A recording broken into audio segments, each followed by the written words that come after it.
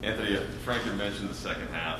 The defense, especially kind of on the backside, was lacking with the rotations and learning each other. What are the things that you noticed out there, and how do you think you guys can make up some ground there with all the new personnel in order to try and close games out?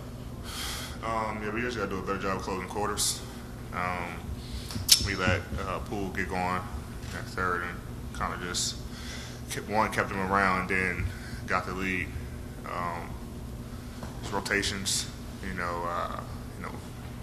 not saying it's an excuse, but AB haven't had one practice with us. Obviously, he know our system, kind of the same defensively. He's a great defensive player. We had some miscues. I had a miscue on the Wiggins 3 in front of our bench, ready to go help to block, be at least a shot, kicked it out, some offensive rebounds. But they hurt us with a 3 towards the end of the game, and we just got to be able to get our schemes. Not going to overreact. Obviously, we don't have all our guys, but it's a game that we definitely could have won. Hey, D. You know how this defense is supposed to work. You've executed the last 2 years very well. What's it sort of like the process, kind of rebuilding it back up, getting everyone kind of and seeing just it isn't quite where you guys want it to be? Yeah, we put the scheme in for our guys, and now our guys are hurt. No Wayne, no K9, no Taylor. And so now we got guys who playing out of position, a little bit, and then, like I say, adding AB. We haven't had a chance to get re-familiar with the scheme, so I think we'll be fine, as long as we continue to talk. I mean, we played great defense most of the night. Like I said, we just had some miscommunication at the wrong time, and it made us pay every time. So we just got to continue to push, continue to get better. I told Russ and Brown today, Russ is very hard on himself. And I told him today, I said, I think I'm 0-3 in my Lakers season openers. So, it's game one. In the same way he's feeling right now, the same way I was feeling my first year here.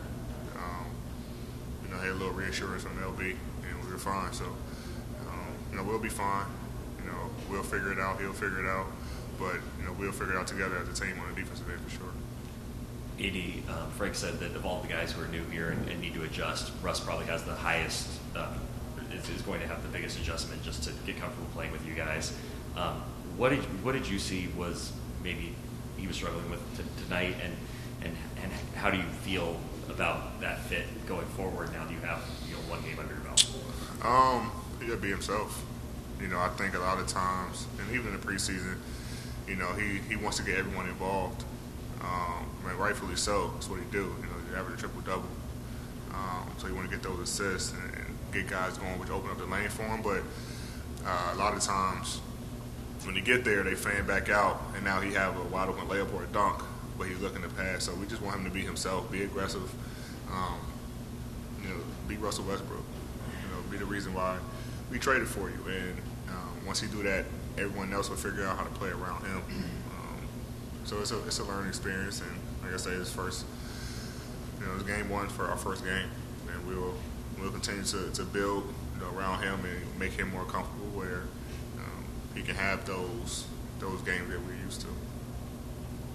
Last three will go Nikki, Jay, and Anthony, I guess just following up on that, when you're a player trying to fit into a system but also keep who you are in your essence, how do you find that balance and maintain what's important to your style of play, but also make sure you're doing what's best for the team?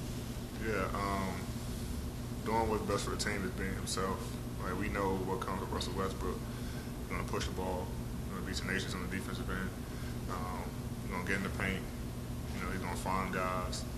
And it's our job to continue to encourage him to be himself. And don't look for the pass all the time.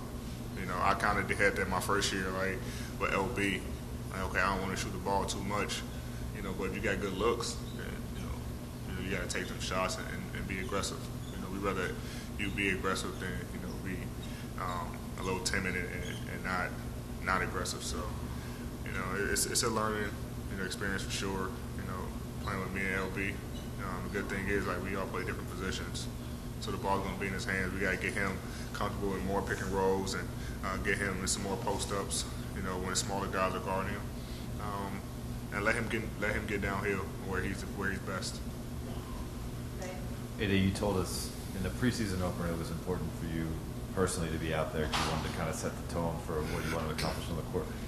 Tonight, it seemed like you were hard on yourself. You missed the layup, grabbed the ball, was, pounding against your forehead. Missed 5 straight free throws. I never do. But Sure, but like overall, you're putting yourself in a certain, I guess, maybe mental space to come out. And where's that coming from? And how do you feel like step one? Obviously, you guys want to get the win, but step one was for you personally. Just want to be dominant every time I touch the floor. Layups, whatever, they're going to go in, go out, whatever.